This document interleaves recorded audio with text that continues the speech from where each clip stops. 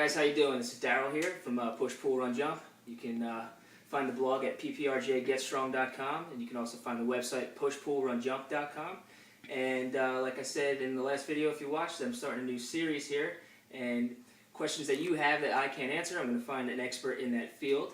And today we have Rose Day with us, and she's a nutrition and wellness consultant, as well as a personal trainer and a boxing instructor.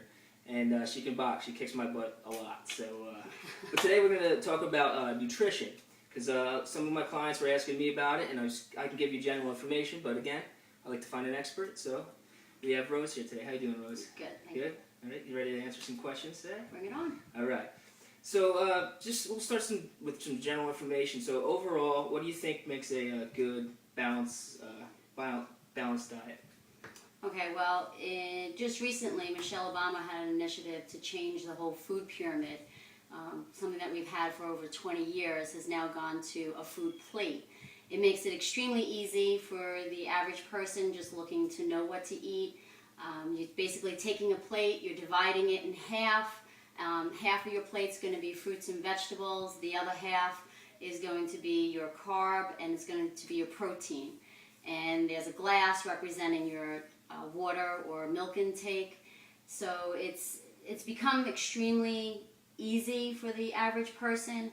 I want to stress the vegetable and fruit segment for a healthy diet, because that's where you're going to look to get those nutrients, those minerals, vitamins. These are all really going to come from there. So you want a good plant-based diet, rich in vegetables and fruit, and in healthy protein, limiting your red meat intake, because that has a lot of fat. You know, your better proteins would be your fruit, would be your fish, your chicken, nuts, beans. So even for the vegetarian, you know, going with beans and nuts, you can still get plenty of protein in your diet that way. Yes, I do love beans myself. A little too much. But so that's another issue. yeah. But so how many times a day should an active person eat? Okay, we are talking about an active person, so I want to stress that. The idea is to go to smaller meals throughout the day. You want to look at 5 to 6 meals, a nice carb-protein balance in those.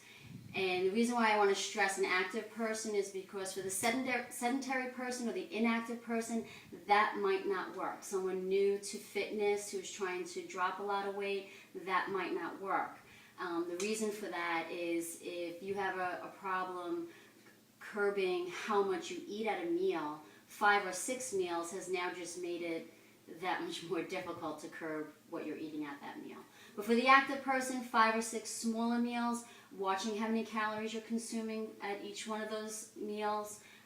2 of those meals can be snacks, healthy snacks, you know, and 3 nice size bigger meals. And as far as overall calories, it really is individually based, with male, female, athlete, semi-athlete. You know, that would change according to the individual. Okay. You mentioned snacks, healthy snacks. What would be a good example of a healthy snack? Would you know, they have the 100-calorie, snack size, or would something else like maybe some nuts or, fruit would be better? Okay. Again, not to be vague, but it is going to be individually based. The athlete, you might want to look at, or the weightlifter, might want to look at those 2 snacks as a time for a protein shake mixed with a banana or fruit of some sort, so that you can get a lot of calories, a lot of protein packed into that snack. For the average general person, that snack could be something, if you're looking for that crunch, it's got to be about what you're craving too. If you're craving something that's crunchy, I'm not going to recommend a yogurt. I'm going to say maybe a yogurt with granola in it, because you got some of that crunch. Apples and peanut butter, something along that line. Again, individually based. Cottage cheese with fruit. You might say, I don't eat cottage cheese, so then I wouldn't recommend that to you.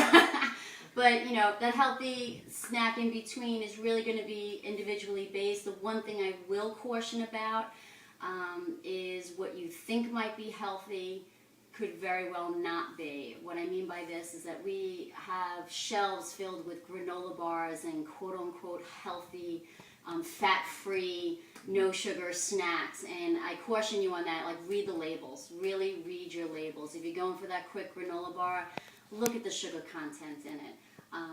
Look at what's hidden in there, because there's a lot of hidden calories in sugars and other items on that label. You crave a crunch? I've never heard that expression before. Crave a crunch? Yeah, crunchy. Usually people like something that they can like really chew on. And, apples would suffice for that. Granola and something. Some people are drawn to it, like a salt texture or a a texture. scent. Yeah. That's Mm-hmm. interesting. Yeah. I never thought of it that way. All right, cool. So that's great information, but what are people going to say about that? They're going to be like, well, I don't have time to plan this all out. That's how they talk when they say it too. But so what would you suggest for that person that just comes to you and says, Rose, I don't have time to do that. What